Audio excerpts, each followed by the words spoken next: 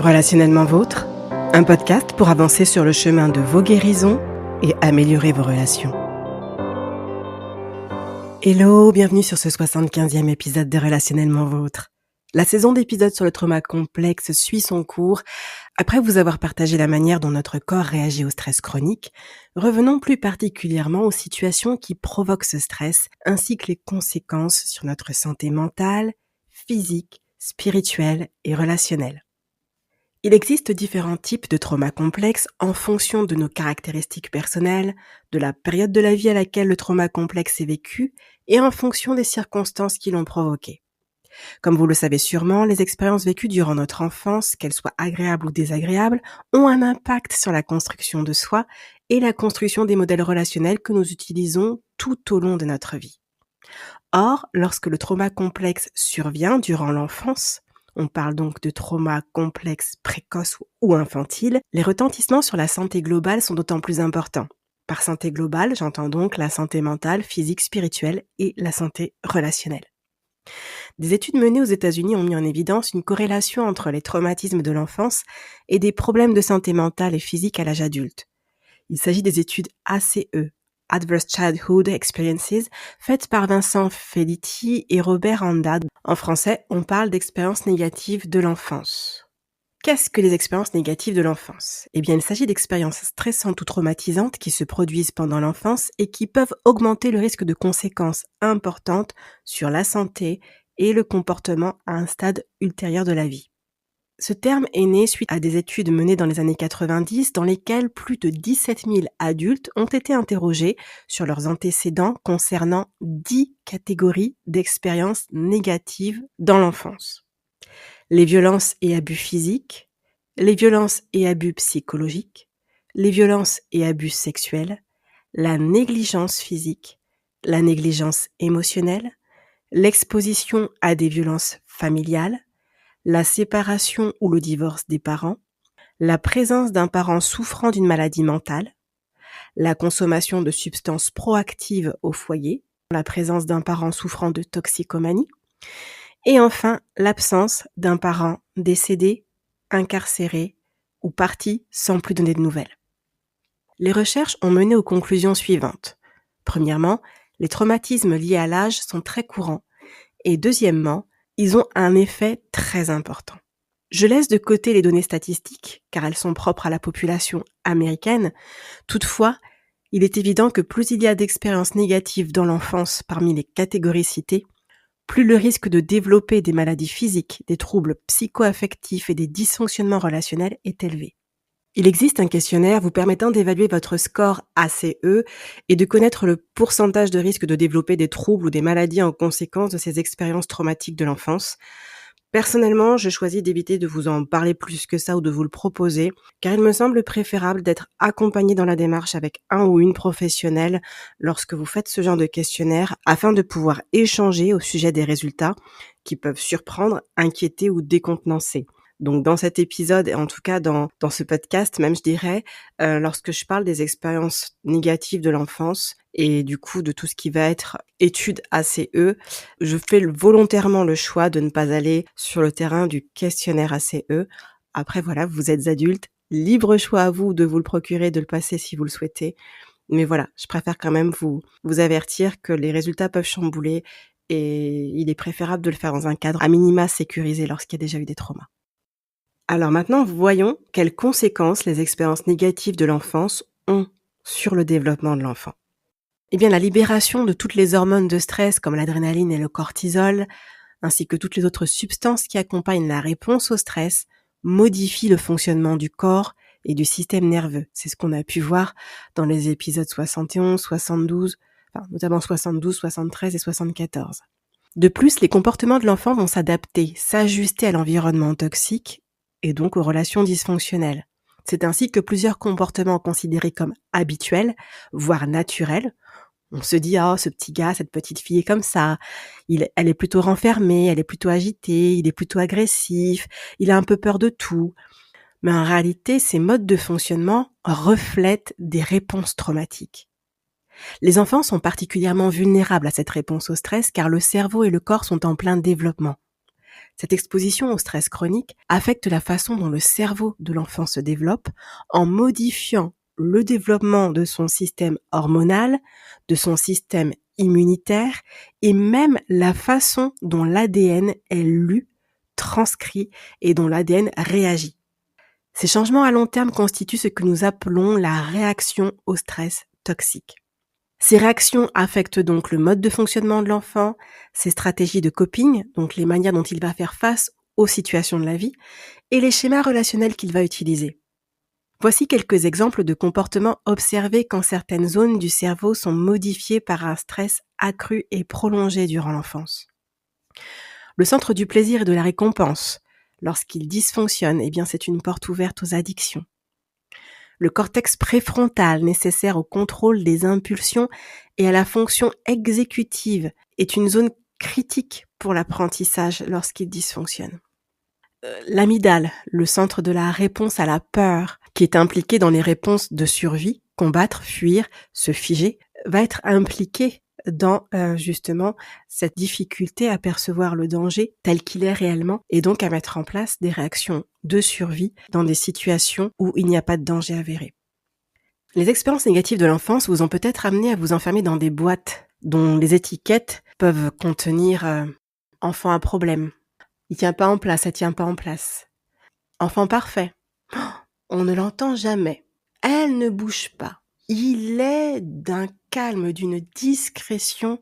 On l'assied quelque part, on pourrait l'oublier. Ces comportements d'agitation accrue ou de discrétion accrue peuvent être des réponses traumatiques. Quelles sont les conséquences des expériences négatives de l'enfance une fois adulte ? Avant d'aller plus loin, j'aimerais tout simplement vous rappeler une chose.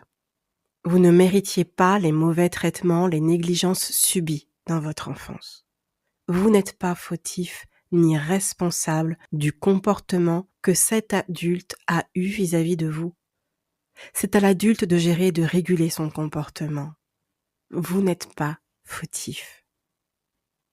Vous le savez probablement, mais ça reste quand même difficile d'en être convaincu, n'est-ce pas ? Une partie de vous se sent coupable, voire honteuse. D'ailleurs, 2 des diverses conséquences des expériences négatives de l'enfance dans votre vie d'adulte, ce peut être ces sentiments de culpabilité et de honte qui ont tendance à vous poursuivre sans forcément comprendre pourquoi vous les ressentez. Il y a alors cette volonté d'être irréprochable, de manière à réduire ces sentiments qui vous collent à la peau. C'est ainsi que se développent des mécanismes de people pleasing, de faire plaisir, des mécanismes afin de paraître, des mécanismes de mensonge, du coup qui vont être rattachés au fait de paraître, pour essayer d'avoir une image très lisse. Aussi des mécanismes de perfectionnisme qui vont s'installer sans que vous n'en ayez conscience. Vous vous dites que vous êtes comme ça. Or, ces modes de fonctionnement sont probablement des réponses traumatiques. Vous vous dites peut-être que vous auriez pu empêcher ou éviter ces violences, ces abus, ces négligences, cette perte, en étant plus comme ci ou moins comme ça. Mais je le répète, rien de tout cela n'est de votre faute. En tant qu'enfant, vous avez fait face comme vous le pouviez, avec ce que vous aviez comme ressources à cette période-là, dans ce contexte particulier de l'époque. Il est possible que ces expériences négatives de l'enfance vous aient amené à une tendance à la surresponsabilité comme à la sous-responsabilité. Vous avez peut-être dû assumer des responsabilités qui n'étaient pas celles d'un enfant et vous avez gardé ce mode de fonctionnement d'assumer plus que ce qui vous incombe réellement. Ou au contraire, il est possible que les expériences négatives vécues durant votre enfance aient eu un impact tel qu'assumer des responsabilités vous fait peur. Vous avez donc envie de les fuir. Une autre conséquence fréquente retrouvée à l'âge adulte, c'est bien sûr la peur déclinée sous bien des formes.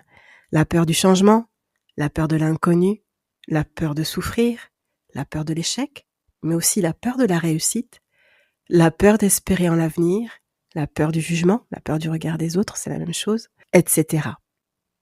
On remarquera aussi que des adultes qui ont vécu des expériences négatives dans l'enfance sont plus susceptibles d'avoir une estime de soi faible et négative. Comme évoqué il y a quelques instants, les boîtes dans lesquelles vous vous enfermez et les étiquettes qui vous ont été collées durant l'enfance modifient votre perception de votre valeur, de votre identité, de vos qualités, de vos capacités. Vous ne vous sentez pas assez ou trop en des termes dévalorisants, ou encore vous ne vous sentez pas légitime parce que vos idées, vos ressentis et vos besoins n'ont pas été considérés durant votre enfance. Donc il vous est difficile de croire que votre voix VOIX a une place, que cela peut compter ce que vous dites, ce que vous pensez, ce que vous ressentez, de croire que vous comptez. D'autres répercussions liées au traumatisme précoce s'observent à l'âge adulte à travers les modes de fonctionnement suivants. Il y a par exemple une difficulté à vous positionner et donc une tendance à vivre dans l'instabilité, voire la confusion. Vous ne savez plus qui vous êtes, ce que vous voulez faire de votre vie, quelles sont vos valeurs, vos rêves. C'est ainsi que vous multipliez les expériences de vie, cherchant des réponses. Il en découle des difficultés à prendre des décisions importantes. Le stress provoqué par la prise de décision est tel que vous vous figez. Vous n'arrivez pas à réfléchir, à envisager les différentes options. C'est le brouillard total. Et oui, comme évoqué dans les épisodes précédents, lorsque le cerveau est en surcharge, le cerveau primaire prend le dessus. Le cerveau complexe, le cerveau cognitif n'est plus en capacité à raisonner. Le cortex préfrontal est envahi et donc c'est vraiment la réponse de survie, la réponse automatique qui va passer en priorité. Vous restez donc dans un entre-deux, un immobilisme qui est certes inconfortable mais plus supportable à vos yeux que le stress de la prise de décision. Un autre comportement ou mode de fonctionnement lié à des traumatismes précoces, c'est votre manière d'occuper l'espace. Peut-être que vous avez tendance à vous cacher, vous camoufler. Vous ne voulez pas prendre de place, vous ne voulez pas déranger, vous ne voulez pas attirer l'attention. C'est ce que vous avez appris à faire pour ne pas avoir d'ennui étant enfant. Autre exemple, une difficulté à gérer le temps. Faute de cadre, faute d'un environnement contenant, cadrant, ou encore suite à une tendance à vous enfermer dans une bulle durant votre enfance afin de vous protéger des cris, des scènes de violence, il est possible que ce mécanisme de vous mettre dans votre bulle se répète à l'âge adulte et donc vous perdez toute notion du temps. Vous avez des difficultés à intégrer et à évaluer les durées. Cela entraîne des problèmes d'organisation, des problèmes de ponctualité, de respect des échéances, avec la sensation constante de ne pas avoir assez de temps. Et il en découle une forte tendance à la procrastination, c'est-à-dire au fait de remettre à plus tard ou de remettre au lendemain. Une autre conséquence des expériences négatives de l'enfance, une fois adulte, c'est la manière de gérer l'argent. Et là, je vous en dis pas plus, car ce sera développé dans un épisode entièrement dédié à ce sujet. Il peut y avoir aussi une tendance à l'auto-sabotage. Et oui, les filtres avec lesquels vous regardez le monde, la vie, sont déformés parce que vous avez connu les difficultés, les problèmes, les échecs, la toxicité. Et c'est compliqué de se diriger vers l'inconnu de la réussite, du bien-être, de l'apaisement, des relations saines. Alors, malgré vous, vous allez faire en sorte de rester dans les difficultés, les problèmes, les échecs, la toxicité. Parce que bien que ce soit désagréable, ce sont des environnements que vous connaissez. Autre conséquence des expériences négatives de l'enfance une fois adulte, c'est une tendance à l'overthinking, à la surréflexion, suite à la survenue de pensées intrusives, bien souvent de pensées négatives. Vous allez vouloir appréhender, anticiper tout ce qui va se passer, donc passer beaucoup de temps à réfléchir. Un autre exemple de conséquence, de répercussion des traumatismes précoces, c'est la dysrégulation émotionnelle, cette difficulté à réguler les émotions intenses. Là aussi, nous l'aborderons prochainement et j'en profite pour préciser que les caractéristiques évoquées dans l'épisode peuvent être la résultante d'autres problématiques qu'un traumatisme de l'enfance, qu'un trauma complexe précoce. Toutefois, ce sont des caractéristiques qu'on retrouve couramment chez des adultes souffrant d'un trauma complexe dit précoce ou infantile. Voilà pourquoi je vous les cite. L'hypersensibilité, contrairement à ce qu'on croit, peut aussi être une réponse traumatique, dans le sens où les moindres déclencheurs peuvent provoquer des réponses émotionnelles intenses liées au traumatisme vécu. Les expériences négatives de l'enfance sont aussi connues pour entraîner des addictions, comme je le disais il y a quelques instants. Ça affecte le circuit de la récompense et du réconfort. Et donc, il peut y avoir des addictions à des substances, mais pas uniquement. Il peut y avoir des addictions au jeu, à la nourriture, au sexe ou des dépendances affectives. Enfin, un dernier exemple en ce qui concerne les modes de fonctionnement, il s'agit de la sexualité. Et oui, le rapport à la sexualité peut lui aussi être affecté par rapport aux expériences négatives de l'enfance et notamment aux abus. Un épisode y sera aussi consacré prochainement. Donc, comme vous pouvez le constater, il y a un éventail très large de répercussions. Toutefois, chaque caractéristique évoquée peut être travaillée. Les traumatismes liés à l'enfance ne sont pas une fatalité. Même si une personne a vécu des expériences négatives importantes, cela ne signifie pas qu'elle aura forcément toutes les conséquences évoquées, ni qu'elle ne pourra plus jamais s'en sortir. Quand bien même vous auriez plusieurs des caractéristiques citées, tout espoir est permis sur le chemin des guérisons. Reconnaître les traumatismes exige de faire preuve de vulnérabilité. C'est vrai que ça peut être effrayant, mais c'est aussi l'endroit où nous avons la possibilité de demander ce dont nous avons besoin, et notamment de l'aide. Le temps passe vite et nous arrivons à la fin de cet épisode, mais avant de m'arrêter, je vous propose en bonus un angle à prendre en compte concernant le trauma complexe précoce, et donc concernant les expériences négatives de l'enfance. Il est intéressant de souligner que ces traumatismes peuvent se transmettre, se répéter dans les familles, génération après génération. On parle alors de trauma intergénérationnel. Le docteur Marielle Bouquet a écrit un livre intitulé « Rompre le cycle, guérir des traumas intergénérationnels ». Elle encourage à être un briseur de cycles. Ça vous parle ? Ça motive encore plus à comprendre ce qui se passe en nous, n'est-ce pas ? Non seulement dans le but de soigner nos blessures, et aussi afin de mettre fin à la transmission. Alors, voulez-vous être un briseur, une briseuse de cycles ? Voilà, ce 75e épisode de Relationnellement Vôtre est terminé. Nous nous retrouvons dans 2 semaines pour un nouvel épisode. Si vous avez des questions, des commentaires ou des témoignages à partager, vous pouvez envoyer un mail à relationnellementvôtre@gmail.com. Merci beaucoup pour votre soutien et les partages des épisodes qui contribuent à faire connaître le podcast. Hâte de vous retrouver dans 2 semaines et en attendant, bonne continuation à vous sur le chemin de vos guérisons. Relationnellement Vôtre.